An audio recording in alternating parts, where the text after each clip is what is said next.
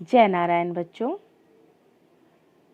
मैं सरिता मिश्रा आज आपकी पाठ्य पुस्तक वसंत भाग 2 का पाठ 6 आपको पढ़ाने जा रही हूँ। पाठ का शीर्षक है रक्त और हमारा शरीर।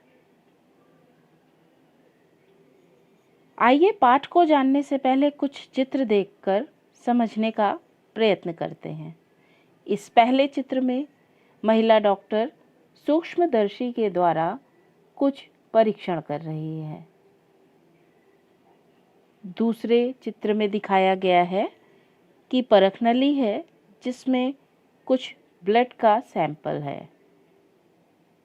इस तीसरे चित्र में दो बच्चे एक डॉक्टर के पास बैठे हैं और सलाह मशवरा कर रहे हैं। ये कहानी दिव्या की है। दिव्या अनिल की छोटी बहन है। इधर कुछ दिनों से उसे हर समय थकान महसूस होती रहती है। भूख भी पहले से कम हो गई है। अस्पताल में उसे डॉक्टर ने देखा तो कहा, लगता है दिव्या के शरीर में रक्त की कमी हो गई है। डॉक्टर दीदी ने दिव्या की उंगली से रक्त की कुछ बूंदें एक छोटी सी शीशी में डाल दी और स्लाइड पर लगा दी।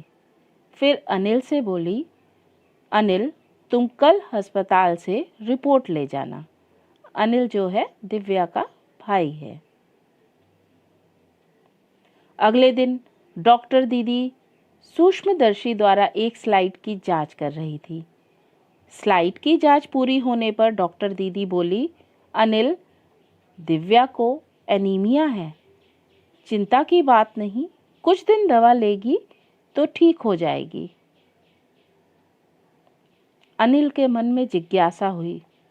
वह बोला, दीदी एक सवाल पूछूं? एनीमिया से क्या मतलब है? एनीमिया से आपका क्या मतलब है? उसने पूछा। यह जानने के लिए तुम्हें रक्त के बारे में जानना होगा, डॉक्टर दीदी ने कहा। आपका क्या मतलब है दीदी? उसने पूछा। डॉक्टर दीदी ने कहा।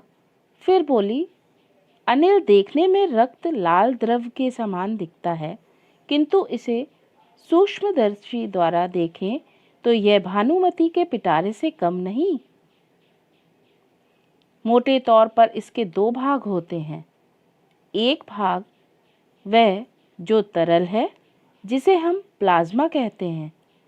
दूसरा वह जिसमें छोटे छोटे कई तरह के कण होते हैं, कुछ लाल, कुछ सफ़ेद और कुछ ऐसे जिनका कोई रंग नहीं, जिन्हें बिंबाणु प्लेटलेट कण कहते हैं। ये कण प्लाज्मा में तैरते रहते हैं।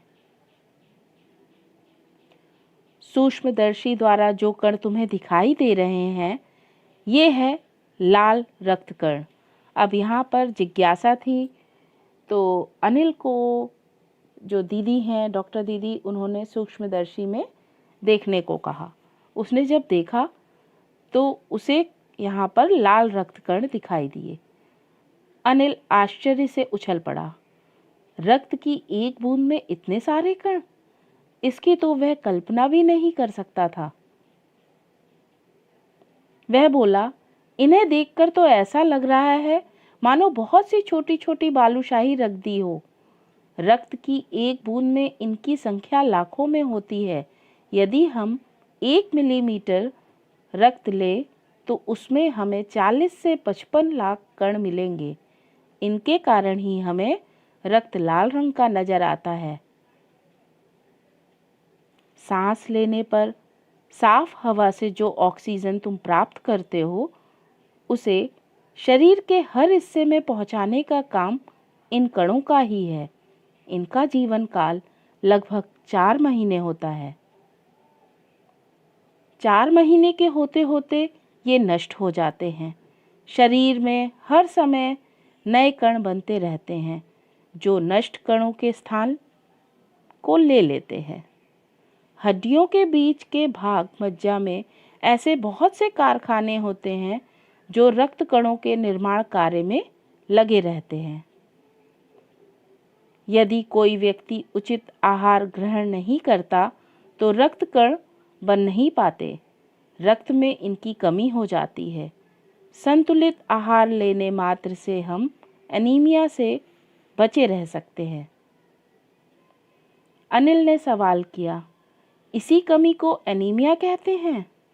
हाँ, यह कहना काफ़ी हद तक सही होगा। यूँ तो एनीमिया बहुत से कारणों से हो सकता है, किंतु हमारे देश में इसका सबसे बड़ा कारण पौष्टिक आहार की कमी। एक और बड़ा कारण है पेट में कीड़ों का हो जाना। ये कीड़े प्रायः दूषित जल और खाद्य पदार्थों द्वारा हमारे शरीर में प्रवेश करते हैं। अतः इनसे बचने के लिए यह आवश्यक है कि हम पूरी सफाई से बनाए गए खाद्य पदार्थ ही ग्रहण करें।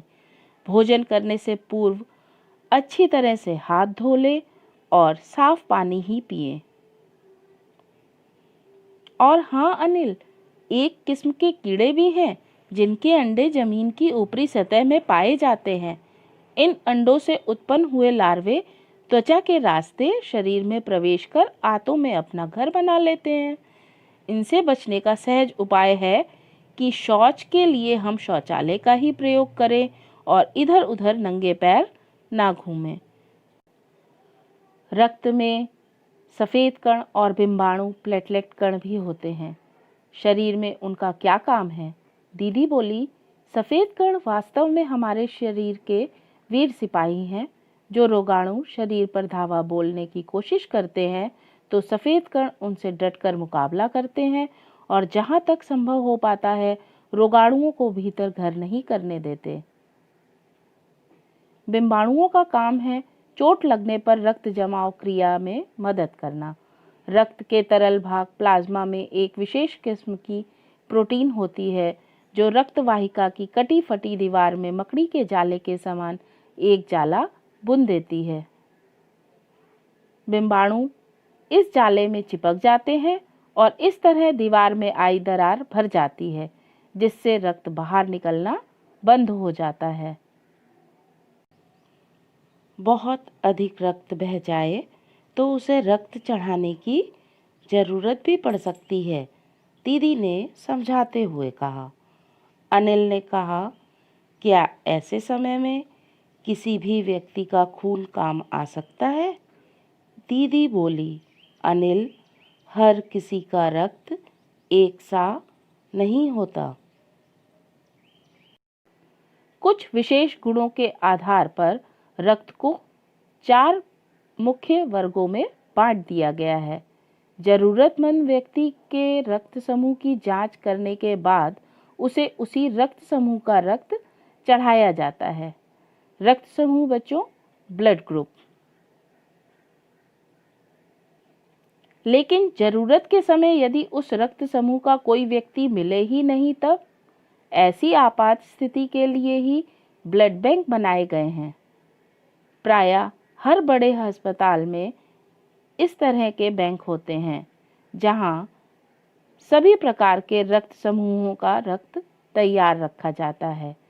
किंतु इन ब्लड बैंकों में रक्त का भंडार सुरक्षित रहे, इसके लिए यह आवश्यक है कि हम समय समय पर रक्तदान करते रहें। 18 वर्ष से अधिक उम्र के स्वस्थ व्यक्ति ही रक्तदान कर सकते हैं। एक समय में उनसे लगभग 300 मिलीलीटर रक्त ही लिया जाता है। फिर तो बड़ा होने पर मैं नियमित रूप से रक्तदान किया करूंगा, अनिल ने कहा। डॉक्टर दीदी ने मुस्कुराते हुए उसे शाबाशी दी। तो बच्चों, आइए देखिए हमने इस पाठ में क्या जाना।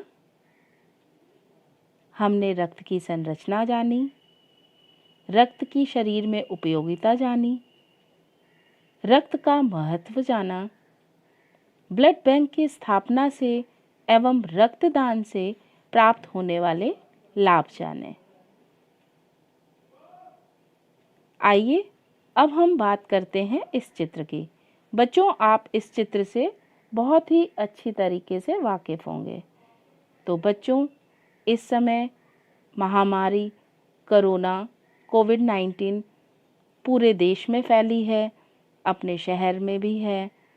तो बच्चों, आप एसएमएस को फॉलो करिए, साबुन से नियमित रूप से हाथ धोइए, जब भी बाहर जाइए तो मास्क पहनिए, और यदि किसी से आपको बात करनी पड़े तो 2 मीटर की दूरी बनाकर बातचीत करिए।